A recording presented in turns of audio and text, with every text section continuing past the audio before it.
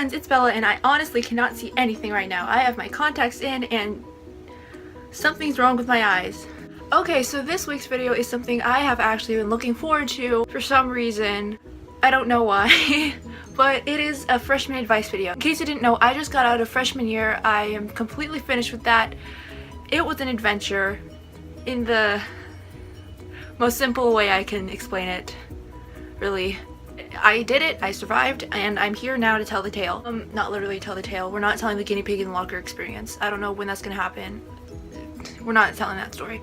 So anyways, I asked some of my friends to send in what advice they had for their freshman selves or something they wish they knew when they went into freshman year, and I compiled a list and I'm here to deliver it to all of you little freshmen who are gonna need this advice. Okay, so the number one advice is do not bring everything on the first day of school. I know it sounds kind of weird, but really you don't have to do it, because if you're going into high school, then they do your lockers and stuff, and if you don't get your locker before the first day of school, you don't need to bring every single school supply on the first day of school, because really you're not going to need every single one of your 15 binders and your 1,000 sheets of lined paper on the first day.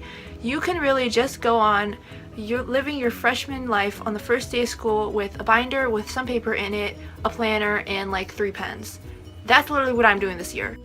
And also a good reason why you should only do like a little bit of school supplies despite what like the entire list says is because sometimes the teachers don't tell you everything you need to buy. So you go shopping one time and you get all this stuff that it says on the list, and then the teacher tells you have to get all this stuff too. So you have to go back to the store and buy all that stuff. Instead, you wait till the teacher gives you their school supply list so you can get everything that you actually need. You usually don't need everything that they tell you on the list. I have a protractor and a compass, 3 of them in unopened boxes. I'm giving one to my brother. I'm probably going to sell some other ones to little middle schoolers at school. Also, can we just like take a moment to appreciate how cute this pencil case is? Like, it's a cat. And even better, I can fit my phone right here. Number 2, extracurriculars. This is something that I had a little plan for. I don't know. I had something that I was going to do with extracurriculars, but I didn't do it. Basically, when I started freshman year, I was going to do volleyball, but the thing is I wanted to focus on my education first for the first year of high school, and then for the rest of high school also focus on extracurriculars. That did not work out. I landed the entire year with about a B or an A-, and I did lacrosse in the spring. Moral of the story is just do extracurriculars, don't make this giant plan for it. You can manage the 2 things together. But at the same time, don't do too many extracurriculars, because if you do too many of them, then you have all this stuff built up and you have every single second of your day doing something and another thing and then another thing, and you don't really have much time to relax or to actually work on homework. Also, if you do extracurriculars, see if your school does something where if you are in sports, then you can have an extra study hall, or you can take out your PE session, because at my school, the thing that they started around middle of the year was if you're doing sports, then your PE period is now a study halls period, so then you can catch up on your homework. And it works for like the entire season, and after the season's over and the teacher doesn't know, you can probably still just chill out. I don't know. Work for me. Along with the extracurricular thing for the beginning of the year, also make sure that you try to do your best academically from the start of the year, because freshman year is basically the foundation. Whether think of this as building a house or doing your makeup, it's the foundation. It's of the entire rest of your high school career. So then if you do your best from the beginning of the year and you have as high of a grade as you can get for the beginning of the year, then over time when you go out and apply to college, then as they look over at your overall grade over like the entire thing of the year, you have the freshman year is like, yeah, you did really well in freshman year, and it can base it off of that. And also it helps you develop really good study habits too for sophomore year, junior year, senior year, because when you do everything in freshman year, you're just gonna follow that all through. Me, I didn't do that. I don't know if I studied at all. See, guys, why do you listen to me? Why do you even subscribe to this channel? I'm a terrible influence. A tip for studying too is to, when you have the notes and you go back home, either copy it down again into another notebook. This is something that I did, where I had the notes I had at school and then I copied them down into a separate notebook, and then they were neater, they were in order, they made sense, and it wasn't a bunch of gibberish and doodles. And that actually helped me a lot with studying for the test. Another thing to do is when you go home, study your notes for about 5 minutes, like just skim them over, read them to yourself. And if you do this with your notes every single night before you go to sleep or before you do your homework, just sometime after school, then when it's time for your test, then you can go and you can study and study and study, and you can remember it because you've read it so many times beforehand, and it really helps you with studying for the final. Another thing you should remember when you're going into freshman year is to also keep a healthy lifestyle. It doesn't mean that you can't like go out to In-N-Out every weekend or something like that. It just means like exercise a lot. Try to keep a good balanced diet, because when you have a healthy lifestyle and your body is functioning correctly, then it's easier to focus because you have nutrients and you have fuel in your body, and it helps your brain work better and harder to be able to focus in school and stuff. So, science. When you're going into freshman year, you're probably going to a new school, or at least you're transitioning into a new stage of your life. So you should be open to making new friends. I know that a lot of other freshman advice videos from people who are older than me, because I'm only going into sophomore year. This is like 3 months ago of my life. But a lot of other people who are like in junior year or they're in senior year are saying, or sometimes say that the friends you make at the beginning of high school aren't always the friends you leave with at the end of high school, because it's around sophomore year where you start to change and you start to know who you are and what you want to be when like you are out of high school. And that can sometimes affect friendships in freshman year. But at the same time, you should make friends in freshman year because they are still your friends and they're still fun memories to look back on, even if the people you enter the year with aren't the ones you leave the school with. Also, they're really great when you need homework answers and notes and stuff. So, along with these new friends though, make sure you make at least 1 or 2 upperclassmen friends. Upperclassmen can sometimes be scary, sometimes they can be really nice. It's good to make friends with upperclassmen because A, they help you when there's new teachers that you have no idea like how they work, like then they can tell you how they do their tests, how they assign homework, how lenient they are, and all this other stuff that you can use for the new year. And also, if you have summer reading, they can summarize the books for you. I did this at last summer, and I asked one of the sophomores what this book was about because I was reading and I had no idea what the heck it was, and they explained it to me, and I thank you. So this also applies to if you're an upperclassman watching this for some reason. Help the little kids out, because seriously, they're terrified. Also, this isn't really like education based, but go to school dances and go to school events, because it might not seem like it's a really fun thing. Trust me, I know I'm an introvert. This is one of the things I absolutely despise doing, except for dances, but that's I'm gonna get to that. But you should be open to going to school dances and you should be open to going to school events, because it's one of those things where you can make new friends, you can have more school spirit, you can be able to connect more with people, and you get to meet new people too. Just try your best to like still stay more involved with the schools and like the school events that you have, because when you're gonna look back on this and after high school, then you're gonna think, wow, I am so happy that I went to all these things and I made so many fun memories. This is another education thing. During finals, make a giant Google document. How can I not pronounce Google? Make a giant Google document with your entire class. I did this, my class has done this for the longest time because we have a history with Google documents.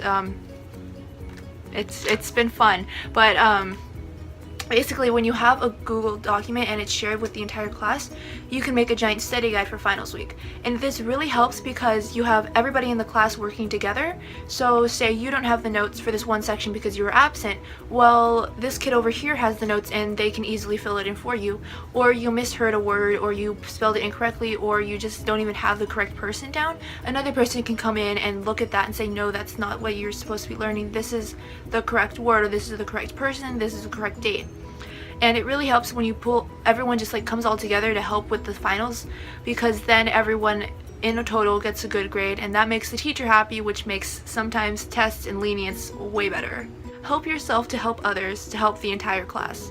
It's really fun too, because then you have an excuse for staying up late. And finally, here are some apps and websites that have helped me a lot during the school year and will hopefully help you guys too. The first one is thriftbooks.com. So this is for people who have to buy books for the beginning of the year and they don't really know where to get them, where they don't cost like a total of like $200. So thriftbooks.com is a great website to use when you want to get textbooks and stuff for the new school year. I'll have that one linked. I'll just have all of the websites and stuff linked down below. Another thing to use is amazon.com, and you can go to the used section for books. So at my school, when they assign us books, they say to go to amazon.com and go to the used section to buy the books. So they have it a lot cheaper there, and it's also, sometimes they have notes in there too. So because some people, like when they use it, they also take notes and they highlight certain parts of it, and it also helps you when you study. So a lot of my books that I got for the school year were from amazon.com. And yeah, a good studying app and website to use is slader.com. It has basically the answers to every single textbook imaginable, and it just has the answers. Sometimes people can even put in the equation that they use to work to it, so then when you're doing your math homework, or when you're doing, I only use this for math homework, so that's like the only personal experience I got. But when I used it for math homework, I couldn't figure out how to get to the answer that was presented in this book. So then I looked it up and I figured out how to do it, and I figured out how to correctly solve these equations. So then during the test, it actually helped me a lot because I fully knew how to do this stuff. And there are other people I know who have used this to help study for the test too, because they just look at the chapter test, they look at the chapter test answers, and they got an A on the test, or like solid B. But either way, they used it and it worked for them. Another app that I've used during my school year was memrise.com. This app was actually used by a lot of the people at my school because we had to use it to study Latin, because we have to study Latin. Yeah, so we used memrise.com, and it's basically like a study game app, I guess. It's not intentionally a game, it's just like a memorize thing, but it's basically like a thing to help you memorize stuff. And when you use it, it has a leaderboard, and it's really fun to do competitions within your class or within your friend group to try to see who can get to the top of the leaderboard. So that's actually a lot of fun to do when you turn it into a game. Really, everything's fun to do when you turn it into a game, but this app specifically makes it like a little competition between your class, and it's like a really fun and great way to learn Latin when you do it that way. The last app that I used, it wasn't for school, it was actually for language learning, because I'm starting to learn French, because I've literally had nothing else to do this entire summer, is Duolingo. It basically teaches you a language the way you were taught your native language. So it helps you associate objects with words, and it helps you create sentences and phrases, and it helps you through mimicking and stuff. Oh, also, last tip, I keep on forgetting to put this tip in. This is a tip that I think was most important for me that I probably should have followed. This is like my main tip that I wish I knew freshman year. Not everything is a giant freaking problem. You might think that this one thing is like really important and it's gonna be the worst thing in your life if this goes wrong, blah blah blah blah blah. It's not the biggest problem in your entire life. There are so many other things that, like, in comparison to that, aren't that big. So like, say you got an F on the test. Okay, fine. Next test you can do better. Then just learn from your past experiences. But don't make such a big problem out of it, because it's high school, it's life. It just gets worse from here. So really just don't make your problems seem bigger than they really are. There. Final thing. I'm done. And that was basically all of my freshman back to school advice. I hope you liked it. I hope you learned stuff, and I hope that you have a good freshman year, or whatever year you're going into, because let's be honest here, a lot of the people watching this video probably are just people I know from school. It's sad, it's true. Hi guys, this is what I do with my life. So yeah, make sure you like, comment, and subscribe, and comment down below what you're most looking forward to in the new school year, whether that's meeting with your friends again, whether it's going into high school. Really, I don't want to say look forward to that, but you know, yeah. And that's basically all I've got.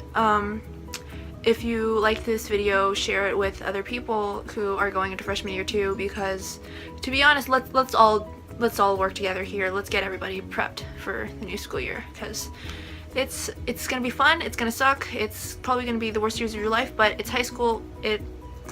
After that, it's life. It's just life. So yeah, that's basically all I've got. So yeah, bye.